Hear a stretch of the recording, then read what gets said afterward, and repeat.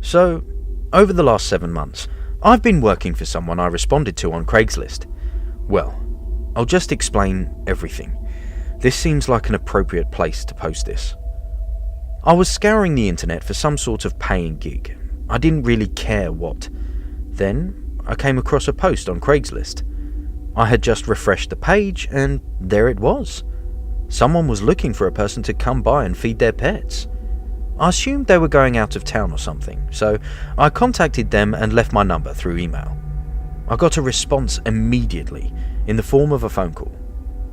The caller was a man who explained to me that he was moving out of town and his parents had cats they wanted fed daily. I gave the man my name so he could run me through a cursory background check, and in about 20 minutes, I was hired. I went there the next morning to get all the instructions and whatnot, and meet the man I'd spoken to on the phone. His name was Ben.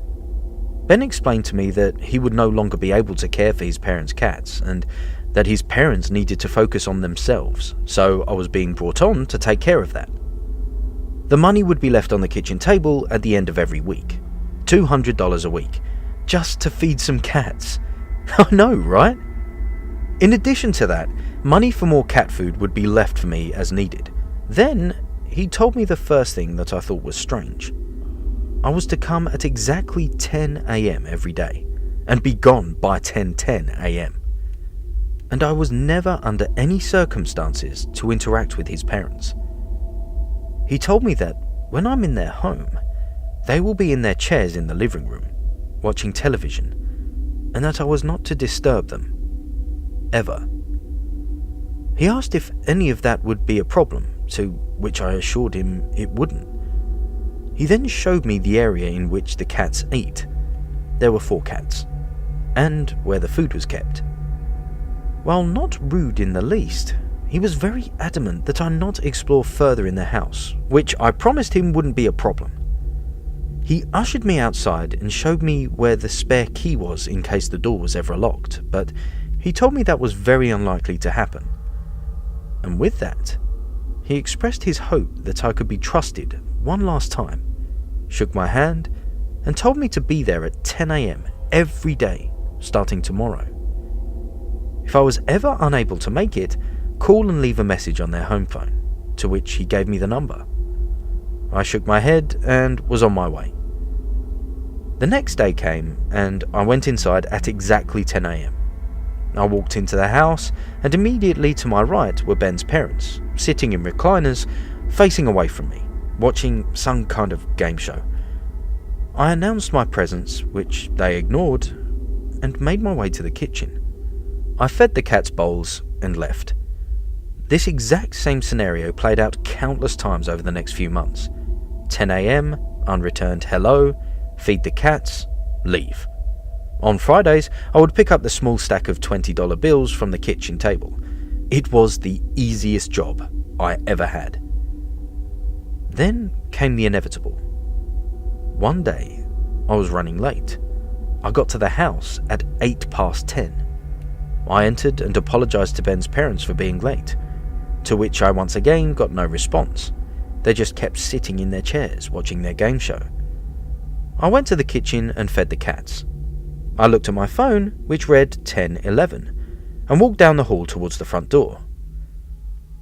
When I reached the living room, I jumped and gasped out of shock. Ben's parents were now standing in the dark behind their chairs, completely still, staring directly at me. I apologized for running late and got out of there. Though unnerved, I went back the next day on time and everything was fine. A few more months went by of nothing strange, and then came the last day I was there. I got there at 10:03, but wasn't worried because I knew I could be out before 10:10. The problem came when I was in the kitchen and I heard someone whisper the words, "Help me." It startled me, and I jumped, looking around for the source of the cry for help. I saw no one around, but I heard it again, and then a third time. I began looking around before realizing I was running behind. I looked at my phone and saw it was 10 past 10. My heart sank to my stomach when I looked down the hallway and saw Ben's parents for the first time in the light. They were grossly emaciated and pale, looking completely malnourished. They were essentially walking skeletons. I apologized for taking so long and said I'd be on my way, but they just stood there, blocking the way to the front door. I said I would take the back door, which was located in the kitchen, but when I went to open it, I found that it required a key to open from the inside. Seriously. It was at this point that true panic set in. I looked behind me, and the parents were now about a half a foot away from the entrance to the kitchen, and I had nowhere else to go except where I presumed was a door to a pantry. They had blank stares across their faces, and their eyes looked as if the life had left them a long time ago. In a last-ditch effort, I went to the door that I thought was the pantry, and was instead met with a staircase leading into a basement with, of course, no light. As soon as I opened the door, there was a horrid stench that washed over the otherwise clean air I was standing in. I carefully went down the stairs and looked for a window, but they were all nailed shut. I happened to look back up the stairs, and the parents were now standing next to each other at the top of the stairs. It was truly horrifying. I pulled out my phone and called 911, not knowing what else to do. And when I explained my situation, they said they would send a car out immediately and to stay on the phone while they connected me to the unit en route. I ran into the dark basement using my phone as a light. It didn't provide too much illumination since I was in the middle of a call, but it was just enough. There were racks of junk that lined the basement, separating it in almost aisles. I went down to check if any of the windows were possibly loose. Like I'd be that lucky. Then I turned around and shined the light in front of me, and I was inches away from the parents' lifeless-looking faces. I let out a scream and ran in the other direction and tripped over something, sending my phone flying from my hand. Of course, it landed face down, so I couldn't find it. I ran back up the stairs and into the kitchen, looking back and seeing the parents standing at the bottom of the stairs, with slight grins on their faces. I ran down the hall to the front door, flung it open, screaming when I saw the cop standing right in front of me. He asked me if I was the one that called, as I pushed past him to get outside, and told him I was.